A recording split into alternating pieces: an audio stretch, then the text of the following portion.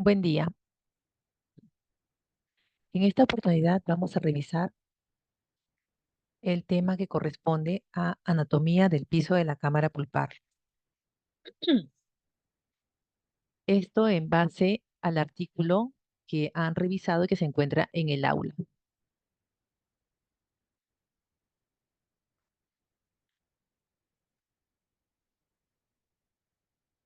¿Qué es lo que vamos a revisar el día de hoy?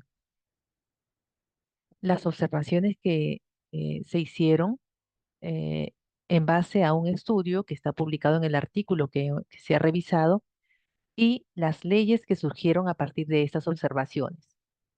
Las observaciones corresponden a la anatomía o la relación entre la cámara pulpar, que son las paredes de la cámara pulpar, y la anatomía externa de la pieza.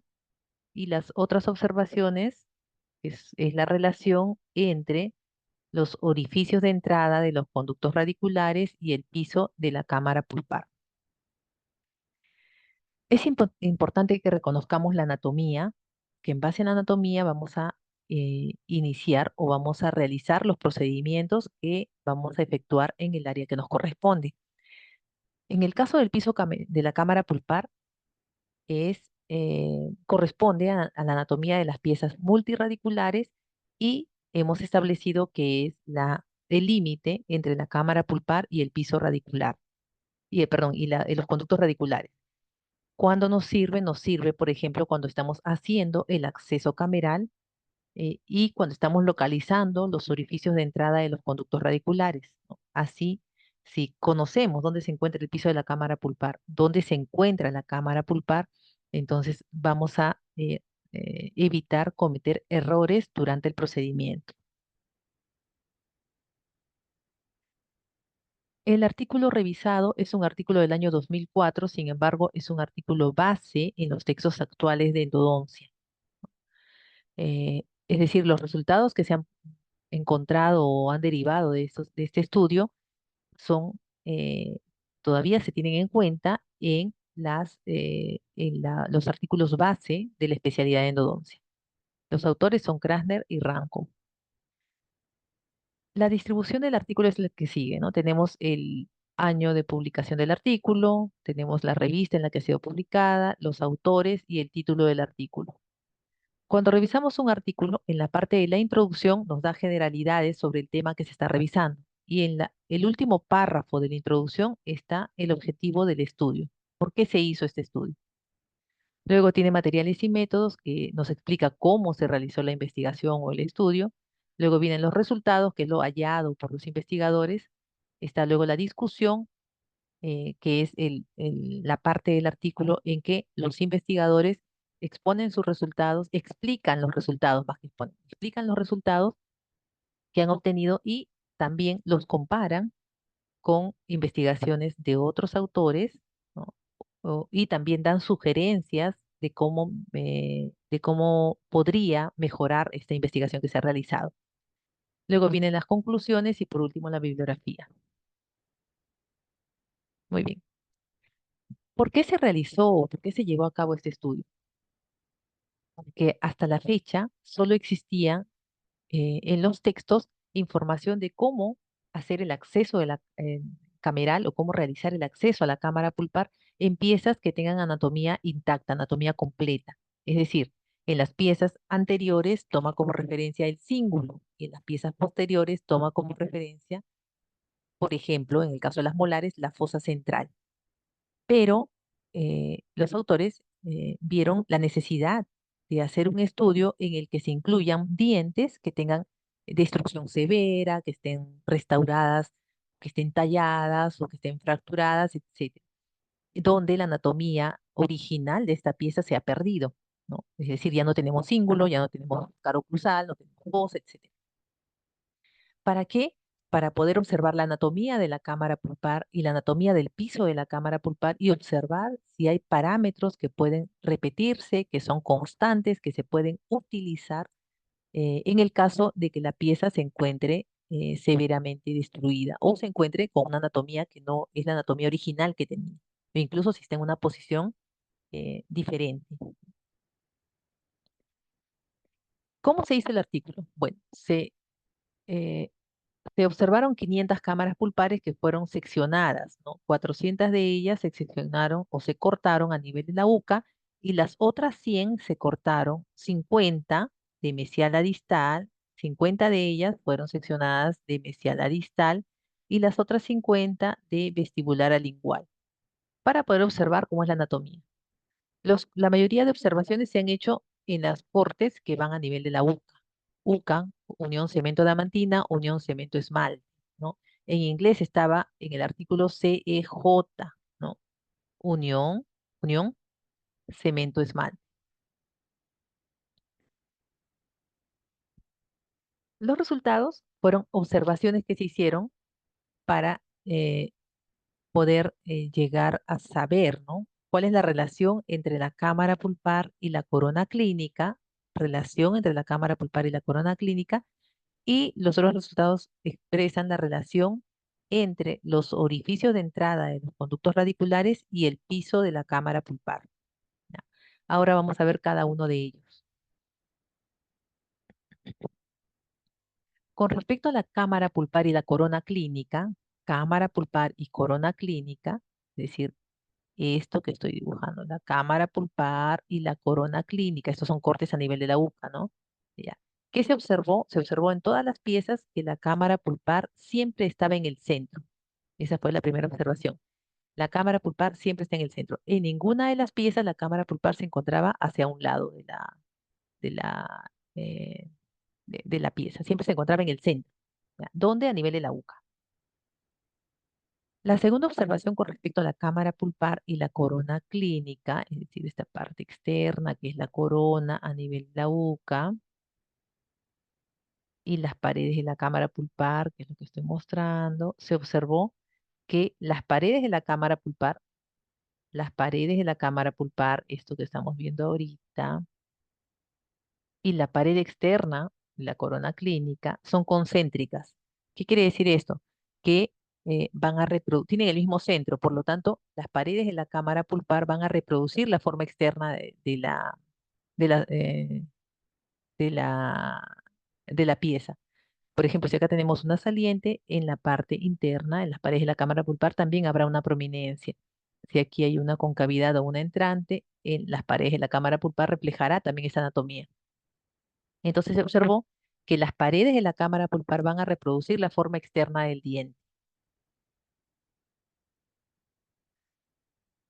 Y otra observación que refuerza la observación anterior es que hicieron medidas entre las paredes de la cámara pulpar, tomaron la medida entre las paredes de la cámara pulpar y la pared externa del diente, ¿no? Y esta medida se encontró siempre era la misma, por decir, si de aquí de las paredes, la cámara pulpar a la pared externa medía 5 milímetros, esta distancia se repetía en cualquier lugar que se hiciera la medida. ¿Ya? Entonces está reforzando lo que se dijo anteriormente. ¿Cómo es esto? Por ejemplo, si tenemos imaginemos que tenemos un círculo y empezamos a medir 5 milímetros hacia el centro, 5 milímetros y hacemos puntos de referencia, 5 milímetros, etcétera, etcétera, etcétera. Si la distancia siempre es la misma y luego unimos estos puntos, vamos a tener la misma forma externa. Vamos a reproducir la forma externa. Entonces, esta observación está reforzando la observación anterior. Y en base a estas tres observaciones se generaron las primeras tres leyes. Estas leyes son con respecto a la cámara pulpar y la corona clínica. Estas leyes servirían para localizar la cámara pulpar. Ya. ¿Qué leyes son estas? Centralidad. La ley de centralidad nos dice que la cámara pulpar está en el centro del diente. ¿Ya? ¿Dónde? En el centro del diente, ¿a dónde? A nivel de la uca. ¿Ya? Eso nos dice la primera ley. La segunda ley de concentricidad nos dice que las paredes de la cámara pulpar reproducen la forma externa del diente.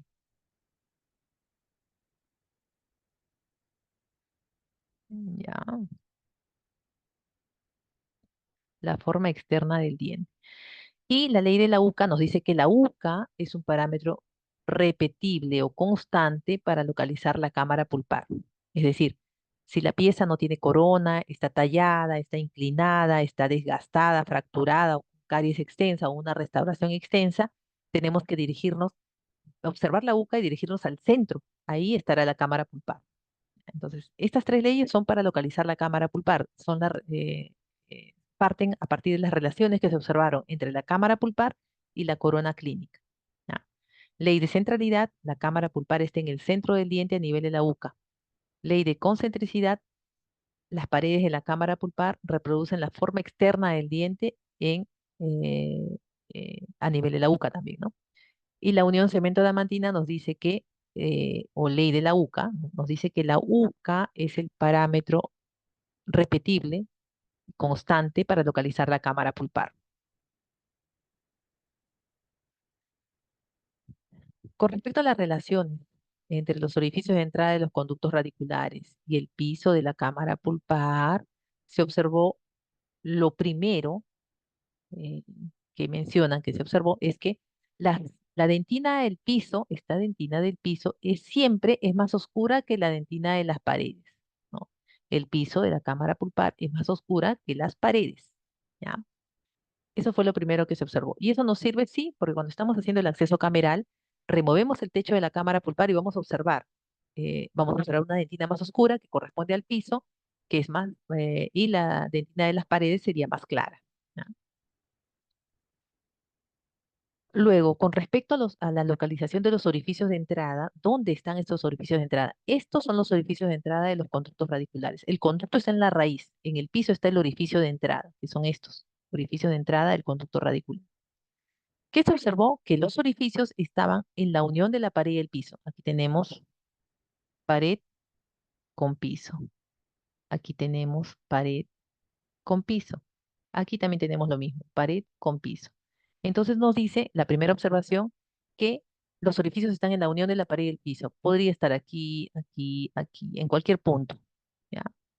Pero en la segunda observación nos precisa dónde debemos ir a buscar, no solamente en cualquier punto, nos dice que los orificios están en los ángulos de unión de las paredes con el piso, aquí.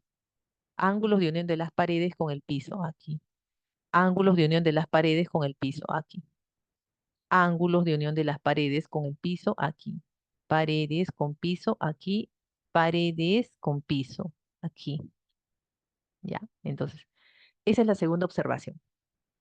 Y la tercera nos habla sobre las líneas del rostrum canalium. ¿Qué son esas líneas? El rostrum canalium son unas sombras grises que podemos observar aquí. Estas líneas se denominan rostrum canalium. También aquí lo podemos ver. ¿Ya? Estas líneas se denominan rostrum canalium. Son unas sombras grises que se encuentran en el piso. ¿Ya? Es una sombra que nos ayuda a localizar los orificios de entrada. Entonces, la otra observación fue donde terminan las líneas del rostrum canalium están los orificios de entrada del conducto radicular. Línea, orificio, línea, orificio. Línea, orificio, línea, orificio, línea, orificio. Donde terminan las líneas encontraremos el orificio. ¿Ya? Estas son las relaciones que hay entre el orificio de entrada del conducto radicular y el piso de la cámara pulpar. Además, se hicieron otras observaciones, pero no aplican, excepto, o sea, no aplican para las molares superiores, no aplica para las molares superiores, ¿ya? Para las otras piezas sí, no para las molares superiores. Nos dice que si trazamos una línea imaginaria de mesial a distal, esto es mesial, esto es distal, esto es mesial, esto es distal. Una línea imaginaria de mesial a distal, esto será vestibular y lingual, ¿ya? Si se traza una línea imaginaria de mesial a distal, ¿no? ¿Dónde se van a encontrar los orificios? Si solo hay uno, estará en el centro de la línea, ¿ya? Si solo hay uno, coincide con la línea, solo hay uno. Pero ¿qué pasa si encontramos un orificio hacia una pared, por ejemplo, pegada a la pared lingual? Entonces se observó que si se mide la distancia entre la línea media imaginaria y este orificio encontrado, imaginemos que sean 2 milímetros, hacia el otro lado de la línea, a la misma distancia, o sea, 2 milímetros, estará el otro orificio de entrada. ¿Ya? Eso quiere decir que yo podría medir hacia cualquier distancia. La segunda observación no solamente fue a la misma distancia, sino la segunda observación fue, si encontramos un orificio a una distancia, es decir, a 2 milímetros, de la línea media mesiodistal, cruzando la línea de manera perpendicular a la misma distancia hacia el lado opuesto de la línea, vamos a encontrar el otro orificio. Es decir, perpendicular quiere decir 90 grados, ¿no? Cruzamos la línea de manera perpendicular. Por favor. Ya, muy bien. Pero estas leyes no aplican para las molares superiores, no aplican para las estas observaciones, perdón, que luego van a formularse en leyes, que ahorita lo vemos, no aplican para las molares superiores. De estas observaciones que hemos revisado, se han propuesto las siguientes leyes. Las leyes de simetría son con respecto a la línea media mesiodistal, no aplican para las molares superiores. La primera ley de simetría dice que los orificios son equidistantes a la línea media mesiodistal, es decir, están a la misma distancia de la línea. ¿Ya? La segunda ley de simetría nos dice que los orificios son perpendiculares a la línea media mesiodistal, es decir, cruzando la línea de forma perpendicular está el otro orificio. La ley de cambio de color nos dice que la dentina del piso es más oscura que las paredes. Ya, esas son las observaciones. Las observaciones es qué vieron y las leyes son qué se formuló. ¿Ya? Lo que vieron y lo que se formuló. ¿Ya? La primera ley de simetría y segunda ley de simetría no aplica para las molares superiores. ¿Ya? La primera ley, los orificios son a la misma distancia, están a la misma distancia de la línea media mesiodistal. La segunda ley dice que los orificios están perpendiculares a la línea media mesiodistal. Luego la ley de cambio de color dice que el piso es más oscuro que las paredes. Y luego tenemos tres leyes para localizar los orificios. La primera ley de localización de los orificios dice que están en la unión de las paredes con el piso. Unión de las paredes con el piso. Eso es lo que vimos primero. La segunda ley precisa que está en los ángulos de unión de las paredes con el piso. Ya no en cualquier sitio. La primera dice solo en la unión de la pared con el piso. La segunda ley dice en los ángulos de unión de las paredes con el piso. Y la tercera ley dice dónde termina el rostrum canalium. ¿Dónde termina el rostrum canalium? Muy bien. Entonces tenemos las observaciones que se hicieron y las leyes que se formularon. Las leyes que hemos visto con respecto a la localización de los orificios, las leyes de simetría y el cambio de color son con respecto a los orificios de entrada y el piso de la cámara pulpar. Es para localizar los orificios. Y para localizar la cámara están las primeras leyes, con centralidad, concentricidad y ley de la UCA. ¿No? Muy bien. Ahora tienen que realizar la evaluación en el Blackboard. ¿Cómo se va a realizar? Van a responder las preguntas. Pueden hacerlo en su cuaderno, toman una foto y lo suben para escribir, o pueden responderlo directamente digitando en su aula, ¿ya? Lo que se les pregunte. Muy bien. Eso es en cuanto a la revisión del artículo. Por último, vamos a revisar las últimas dos diapositivas que quedaron pendientes de la anatomía que vimos en la sesión anterior. ¿Ya? ¿Qué fue esto que nos faltó? Fue la clasificación de los conductos. ¿A qué se refiere con clasificación de conductos? ¿Cuál es el recorrido del conducto en la raíz? ¿No? Por ejemplo, tenemos dos clasificaciones, la que vamos a revisar. La de Wayne, que propone solamente cuatro tipos de conductos, tipo 1, tipo 2, tipo 3 y tipo 4. ¿Qué nos dice? Los tipos de conductos identifican o nos muestran cuál es el recorrido del conducto en la raíz, ¿no? Cómo inicia en la cámara y cómo termina en el ápice radicular, ¿no? El tipo 1 de Wayne inicia un solo conducto, parte un solo conducto de la cámara y termina como uno solo en el ápice radicular. El tipo 2 parte en dos orificios de la cámara y terminan como uno solo, o sea, son dos conductos que se van a unir. El tipo 3 son dos conductos que parten de la cámara pulpar y terminan como dos separados, dos conductos independientes. Y el tipo 4 es un conducto que parte de la cámara pulpar y termina como dos separados. Ya. Esta es la clasificación de Wayne. Cuando yo me refiero a una clasificación, tengo que decir a qué tipo de conducto según qué clasificación. Por ejemplo, el tipo 3 de Wayne no corresponderá a otro tipo de conducto según otro autor. ¿Ya? Esa es la clasificación de Wayne. Como esta clasificación tiene solo cuatro tipos de conductos, no abarca la gran variedad de tipos que pueden presentarse en- en el recorrido del conducto en la raíz. Entonces se propuso otra clasificación que abarque eh, mayor tipos de conductos, ¿no? Entonces la clasificación siguiente es la clasificación de Bertucci. Aquí tenemos 8 tipos de conductos, del 1 al 8. ¿Tenemos que memorizarlo? No necesariamente, podemos reflexionar. ¿De qué manera? Como sigue, mira. Aquí vamos a ver. Tengo que recordar el tipo 1, el tipo 4 y el tipo 8. Tipo 1, conducto único, un conducto que inicia en la cámara pulpar y termina como uno solo. Tipo 4, dos conductos parten de la cámara pulpar y terminan como dos independientes. Y tipo 8, tres conductos parten de la cámara pulpar y terminan como tres conductos independientes. Partiendo de ahí, los demás tipos de conductos los vamos a deducir de esto que hemos visto ahora. Antes del tipo 4, todos terminan como un solo conducto, ¿no? Quiere decir que acá va a haber uno nada más, ¿ya? Ahora, después del tipo 4 terminan como dos conductos, dos. Ahora, nos falta saber cómo se inicia.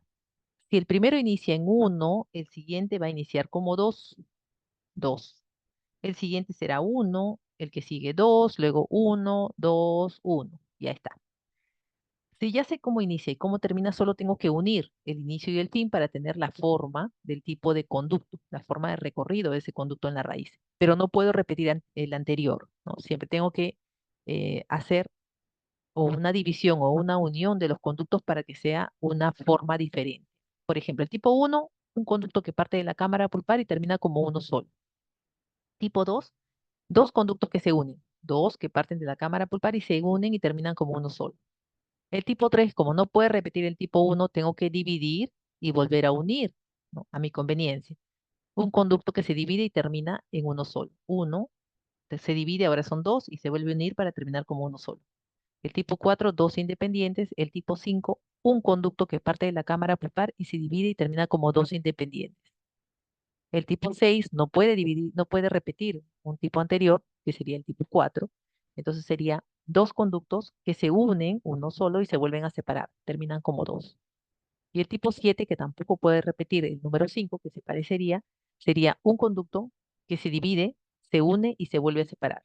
Un conducto que se divide, ahora son dos, se une y se vuelve a dividir para terminar como dos separados. Entonces, si volvemos a la imagen anterior, vamos a ver ahora cómo es esto. Ya, aquí está. Recordamos el tipo 1, el tipo 4 y el tipo 8. Un solo conducto de inicio a fin, dos conductos de inicio a fin y tres de inicio a fin. 1, 4 y 8. Los demás lo deducimos. Antes del 4 terminan como uno solo, después del 4 terminan como dos. ¿Cómo inicia? Si inicia en 1, el siguiente será 2, 1, 2, 1, 2, 1. Y ahora solo tenemos que unir o separar, ¿no? Unir o separar a conveniencia para que no se repita uno anterior. Dos que se unen y terminan como uno, uno que se separa, son dos y se vuelve a unir, termina como uno, dos separados, uno que se divide y termina como dos conductos independientes, dos conductos inician como dos conductos que se unen y se vuelven a dividir para terminar como dos independientes. El tipo 7, uno que se divide, dos conductos se une, un solo conducto y se vuelven a dividir para terminar como dos separados. Y el tipo 8, tres conductos independientes. Muy bien. Esto corresponde a la parte final de anatomía que vimos la sesión anterior. La evaluación corresponde solamente a la revisión del artículo. Muy bien. Buen día a todos y eso es todo por hoy.